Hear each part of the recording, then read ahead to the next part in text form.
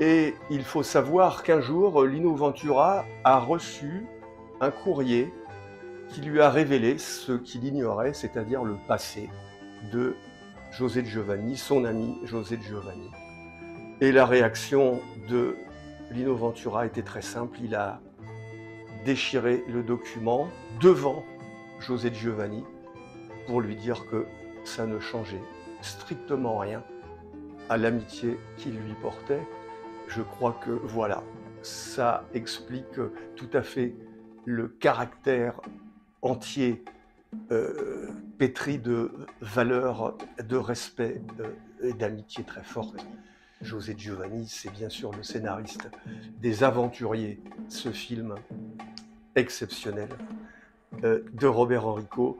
Et je vous propose, je vous ai déjà dit que j'étais Rochelais, et dans Les Aventuriers, il y a bien sûr la scène du Fort Boyard. C'est la première fois où on voit le Fort Boyard au cinéma, où ce fort est révélé au grand public. Bien sûr, ici, tout le monde connaissait le Fort Boyard.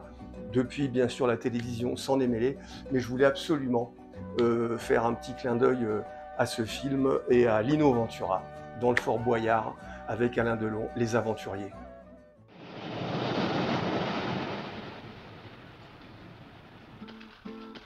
Vous pouvez m'emmener au Fort Boyard? Bien sûr, des choses comme ça. Vite, hein.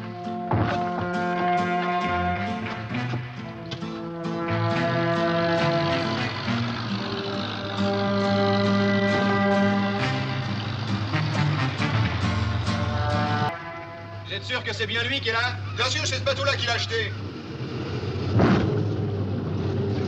Merci, il me ramènera, hein.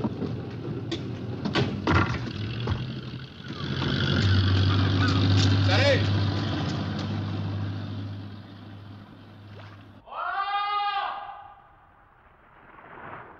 Eh, vous là-bas, doucement. C'est une propriété privée ici. Oh! Manu! Monte par là! Arrive! Manu. Alors? Dis-moi, tu l'as vraiment acheté? Ouais. Ouais, c'était pas. Viens. Je te dis ce qu'on va en faire, tu vas voir. Mais si je te le dis pas, tu ne l'auras jamais. Un hôtel, restaurant panoramique. C'est pas sensationnel comme idée? Alors, je pense que tous les autres, avec leur vue sur la mer, ils me feront un peu marrer. Je vais m'entendre qu'ils pourront aller se rhabiller. Et on pourra même pêcher de sa chambre. Tu te rends compte? Et évidemment, ce qu'il faut, c'est attirer les gros. Tu te rends compte que ça marche. Alors pour ça, j'ai une idée extraordinaire. Un service d'hélicoptère. Qu'est-ce que t'en dis? Alors ça, c'est ton truc, c'est toi qui t'en occuperas. Et alors là, tu vois, je vais te faire mettre une plateforme transparente. Une nouvelle matière suédoise, je sais pas ce que c'est, mais c'est plus solide que de l'acier, alors t'as pas à t'en faire. Et dans le milieu, un pilier central qui soutiendra tout ça. Et puis alors, j'ai encore un autre truc. En même temps, bah, ça fera cheminer. Comme ça, quand ça va fumer, et va de loin, on prendra ça pour un paquebot. Alors, le restaurant. Le restaurant, tu vois, là-haut. Ça, quand on y sera, ben, on aura l'impression de vivre tout seul, au milieu des vagues. Et après ces images superbes, juste, alors là, c'est vraiment pour me faire plaisir, peut-être aussi aux Rochelais qui regardent cette petite émission. C'est un petit reportage de Lino Ventura pendant le tournage du Bateau d'Émile, qui est tiré d'une nouvelle de Georges Simenon. Et on voit Lino Ventura en marin, dans un bateau de pêche, dans le port de La Rochelle à l'époque, où il y avait encore des bateaux de pêche. Maintenant, ils sont dans le port de Chef de Baie. Mais regardez, ça ne dure pas longtemps. Lino Ventura à La Rochelle, dans son bateau de pêche.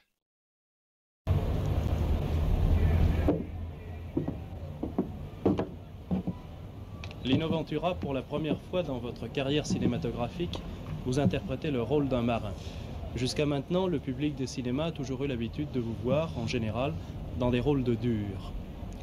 Vous interprétez donc dans le nouveau film de Denis de la Patelière un rôle de composition, un rôle de marin. Comment vous sentez-vous? Très bien. Très très bien. Mais est-ce que vous n'avez pas un petit peu la nostalgie de ces films d'action que vous avez interprétés jusqu'à maintenant? Nostalgie, non, c'est pas ça.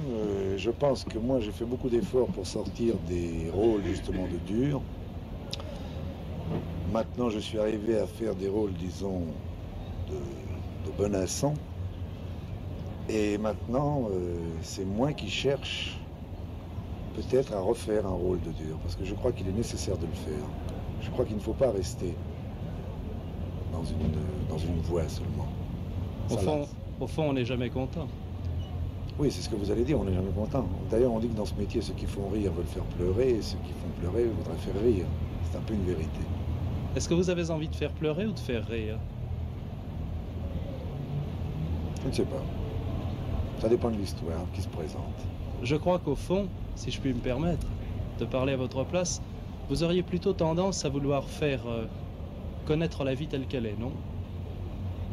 Oui, les choses vraies. Et dans le bateau d'Émile, vous êtes Émile, il n'y a que des choses vraies, non? Qui est Émile? Émile est un patron pêcheur de La Rochelle qui a beaucoup d'aventures par rapport à la société de cette ville. Surtout parce qu'il est couplé avec une femme, qui est sa femme, Fernande, qui évidemment n'est pas l'exemple de la féologie. Et pour Lino Ventura, la cuisine, c'est aussi une valeur, parce que c'est une cuisine de partage. Et la grande spécialité de Lino Ventura, quand il recevait ses amis, c'était de faire des pâtes. Il était italien, il savait très bien les faire. Et je vous propose de regarder un document où on le voit avec son ami Georges Brassens parler de cuisine. Vous allez voir, c'est tout à fait savoureux. Mais juste avant, vous allez voir un petit extrait avec Noël Roquevert. Il y est question non pas seulement de cuisine, mais surtout de l'appétit de Lino Ventura. C'est un extrait du Gorille, vous savez bien, il y en aura d'autres, mais il ne tournera que le premier. Et regardez l'appétit de Lino Ventura. Aujourd'hui, nous avons le plat de côte, ou les paupiettes, ou le civet de lapin. Vous allez me mettre des paupiettes à l'ouverture et un plat de côte. Hein? Non, attendez. Mettez-moi d'abord un civet au lieu des paupiettes. Hein? Et puis mon plat de côte après, quoi. Et puis, glissez-moi une petite paupiette avec, quoi. Hein? Vous prendrez bien un petit dessert. Ouais. Donc vous avez les tartelettes? Oui. Eh ben, tout de suite après le fromage, je voudrais bien volontiers. Puis alors après, une petite bricole, ce que vous avez, quoi. Une petite crème renversée ou une petite glace. Oui. Allez, mon petit, allez. Je le savais que tu viendrais. Hein? Salut Lino, ça va? Et toi? J'ai pensé à toi à midi. On a pensé à toi à midi à cause des pâtes. On a dit Lino me les fait comme ça, pas très cuites. Un jour, je lui téléphone à Crépierre, il me dit tu viens, patati patata, je dis d'accord. Et il me dit tu me fais les pâtes, je dis d'accord, tu fais les pâtes. Et j'avais préparé la sauce à la maison, dans une pignate en terre. Et puis après, j'ai amené même le faitout pour les faire cuire, parce que je dis là-bas, il va pas l'avoir. Il va me donner une casserole à thé pour faire cuire les pâtes. Et puis j'avais demandé à boucher une soupière, je sais pas. J'ai rempli la soupière. Tu m'entends? J'ai rempli la soupière. Je l'ai couverte et je l'ai mise à sa place. Et pour nous, je me suis fait vraiment, tu sais, vraiment une chose comme ça, tu vois. Adulte, quoi. Tu sais, vraiment, tu sais, j'avais fait des gros coups de rigato. Et je l'ai mis au milieu de la table. Il arrive, tout de suite, le premier mot. Ah, merde! Il n'y en a pas assez, il n'y a que ça, patati, patata. Il n'avait pas vu la soupière. Il s'assoit, il voit la soupière. Alors il dit rien, il fait... Écoute, si je meurs, c'est pas vrai. Il s'est fait la soupière. Tout seul, hein. Et la fille, quand il a fini, t'aurais dit Stalingrad, tu sais, Plains-toi, plains-toi. Oh. Tu envoies des mecs comme moi qui font honneur à tes plats? Je me rappelle d'un petit salé aux lentilles, une fois, et d'un cuisseau de sanglier, une autre fois. Mon vieux, tu croirais qu'il va te tuer, Lino, quand il mange. Tu croirais qu'il va te tuer, t'oses plus parler.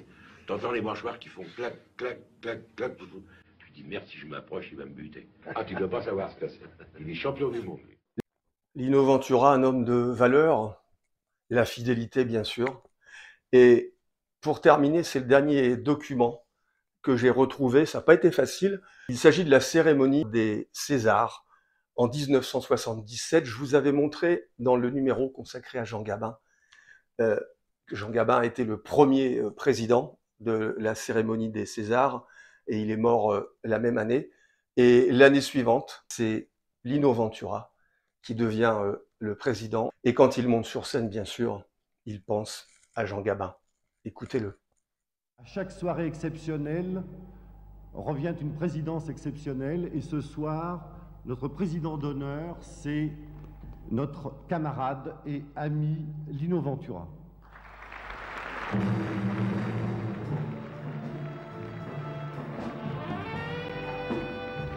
Et l'orchestre joue le thème de Jean Vienner, le thème de Touchez pas au Grisby. C'est dans ce film de Jacques Becker que Lino Ventura fit ses débuts au cinéma aux côtés de Jean Gabin.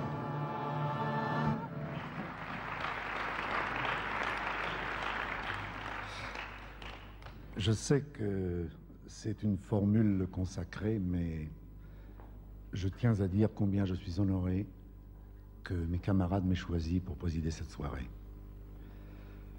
C'est aussi pour moi une grande émotion de succéder ici à celui qui fut mon exemple, mon maître, mon ami. Et c'est pour ça que, en mon nom et au nom de tout le cinéma français, je dédie cette soirée à Jean Gabin.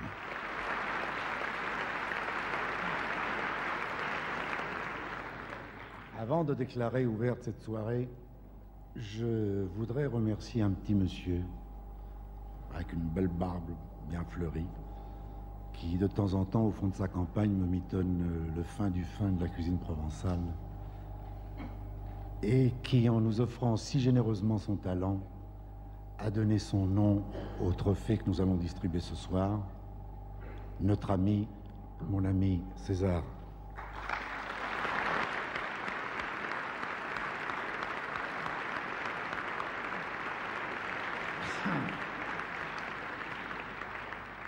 Et maintenant, comme il se doit, je déclare la cérémonie ouverte. Bonsoir.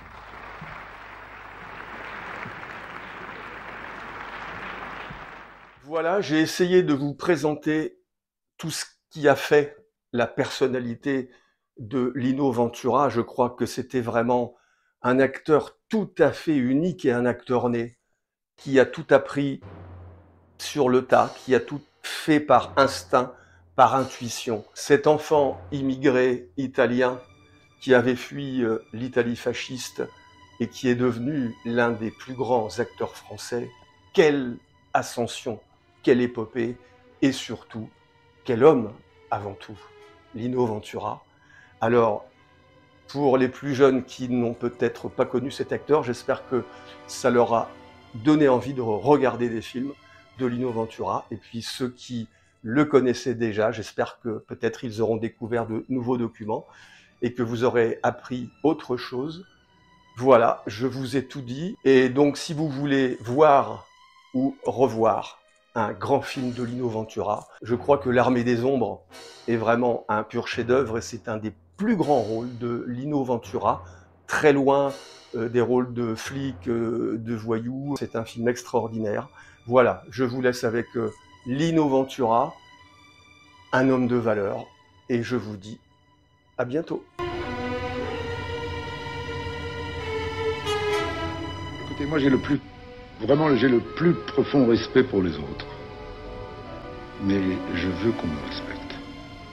Moi je n'ai jamais appelé un garçon de ma vie, je l'ai toujours appelé monsieur. Mais il faut pas me louper, moi, parce que sinon ça peut aller très très loin et ça peut devenir très dangereux.